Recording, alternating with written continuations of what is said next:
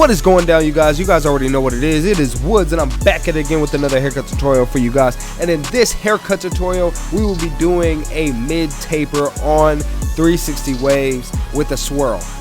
And so we go ahead and we jump straight into this haircut tutorial with our 1.5 guard. We're going with our wall clipper guard, and the reason why I went with this guard at first is because he cuts his own hair in college right now, and this is the guard that he normally uses. I'm not gonna lie, I ended up going back over it with the Andis guard just because for me personally, I feel like Andis cuts down waves better, especially this type of hair when it's this type of coarse curly hair. But we're going ahead following basically his wave pattern, and you guys see this nasty cowlick that we got to deal with, and really we're gonna attack it. We're gonna allow the hair to do whatever it wants to do. So if it wants to grow that way, that's the way we're gonna cut it. As long as we're going with the way that it grows, we will be all good. Do not go against the grain by going down on it like the rest of the hair. You will gash his hair and it will not look good.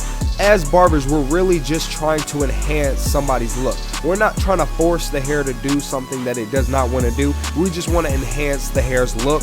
So if there's going to be a fat cowlick there, we're going to have to work around it and not force it to do something different.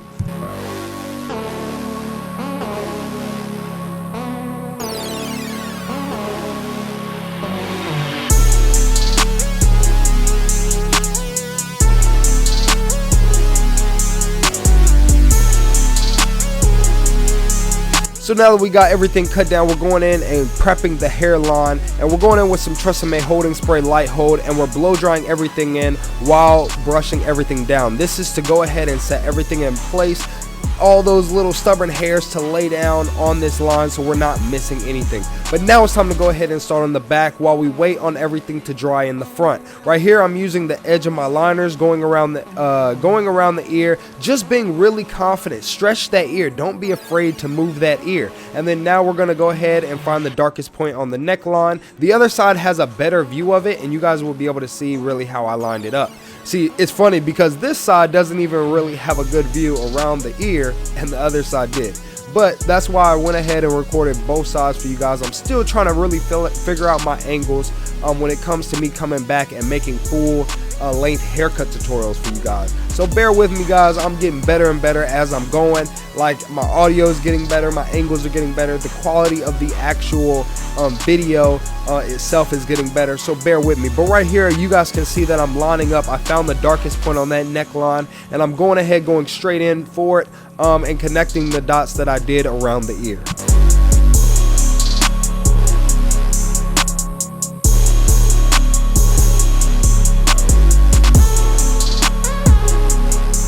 Alright, so for everybody that doesn't know, this is what we go ahead and call a freehand trim. Really, you can either open the lever up about halfway or close it all the way like I do, and I like to go ahead and freehand over his waves. This really just gets all those little prickly hairs that are standing up just to give it a nicer, cleaner laid look.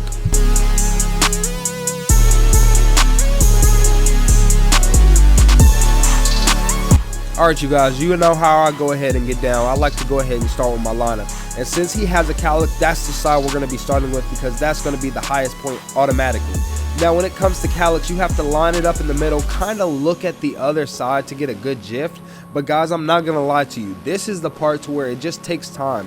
You have to be patient. You have to evolve as a barber because haircuts like this are not easy. This is not a typical haircut that a beginner would want because that cowlick is that serious. But with time and experience, you will get a feel for like how much you're able to push it back without being an extreme pushback, basically. But guys, again, we went ahead, lined up the vertical bars, keeping everything as natural as possible using the push-in method.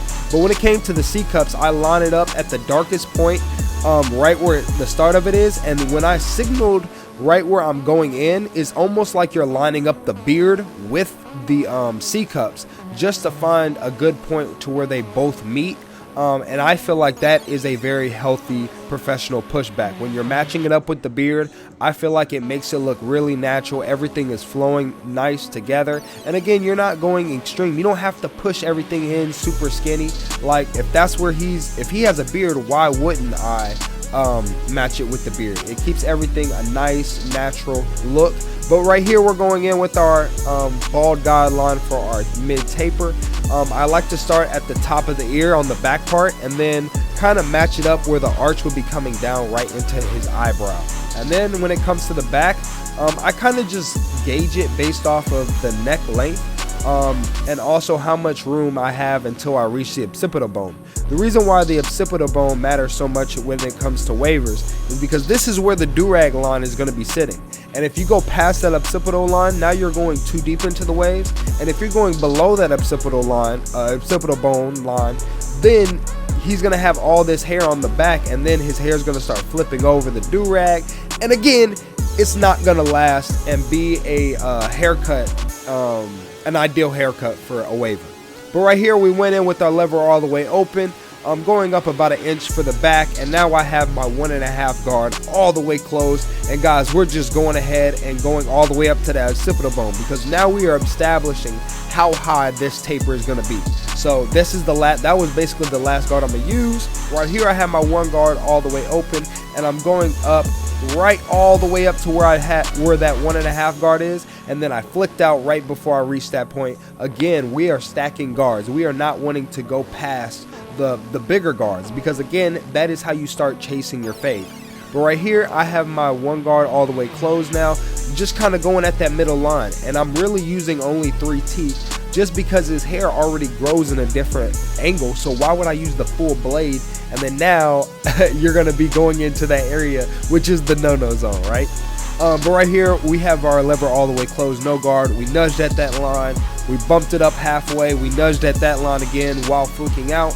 Then you can open it all the way up if that's what makes you comfortable, but just don't go past that that initial guideline that you had set. Just make sure that you're flicking out, and then you go ahead right here like how I am, and I'll have that half guard on, and I really like to start all the way open just to get a feel for where I'm at in this taper when it comes to the half guard, because you can go up pretty high. You guys see right here I was going up pretty high. As long as you're using your corners and really hitting dark spots, you don't have to use your full blade all the time.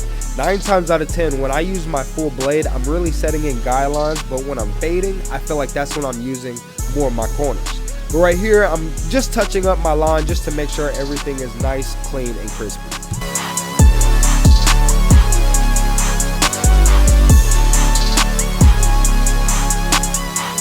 Alright you guys, now it's time to go ahead and blend out them side tapers. I needed some water or something after that long voiceover. I needed a break.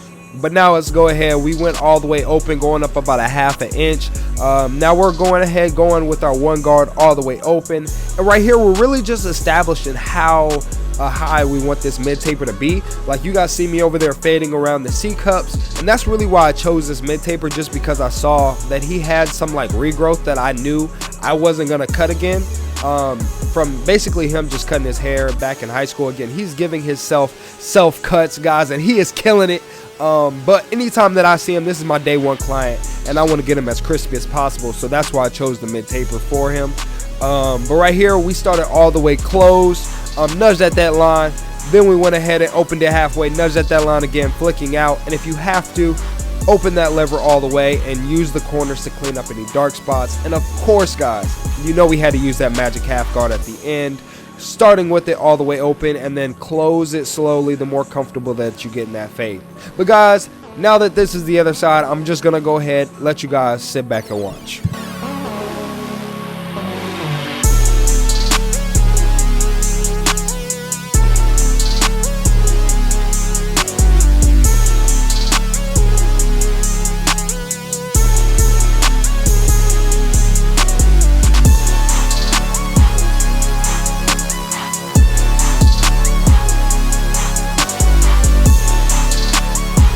Alright you guys, so now it is basically the end of the haircut. It is the cleanup work. It is everything that brings the haircut together, which is the razor. But again, since it is tedious, if you cut your client, it can make your haircut now look from, again, a really expensive haircut to now a cheap haircut. So just take your time, lay that razor flat, stretch that skin, and let the razor do the work. But of course, guys, you guys already know we had to go ahead and throw some enhancements on my guy. He's been getting enhancements since day one. But again, we're not using the enhancements to create any lines. We're laying that card exactly where we lined them up at and using the enhancements, allowing it to glide and spread throughout the haircut just so it looks a little bit more natural. And again, another tip that I see a lot of barbers doing is, guys, stop being cheap with the enhancements. If you're going to use the enhancements, use as much as you need to ensure that it looks natural and it looks crispy. Because again, if you try to be cheap with the enhancements, it's going to look light in certain areas and it's going to make your haircut look really bad.